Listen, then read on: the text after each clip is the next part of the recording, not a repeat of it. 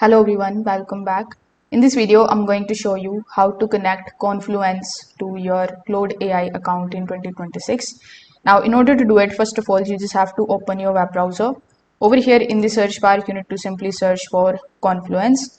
Now, guys, Confluence is the software or the product of Atlassian. So, if you have an account of Atlassian, it will be very much easy for you to integrate Confluence, Zira, and all of the softwares that it provides you.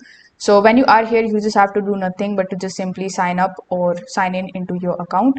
After doing so, you just have to open a new tab and search for Claude AI. Then simply log in into your account if you haven't already. Now over here, hover over to the left hand side, then click on the option of customize. Here click on the option of connect your apps. Now use the search bar here on the top and you just have to simply search for either Atlassian or you can also search for Confluence. So when you are able to find Atlassian's Robo application over here, you just have to simply click on the plus icon right next to it. Then it is going to redirect you here on this approval page. Now over here, make sure that the Confluence option is selected here. Then click on the option of approve.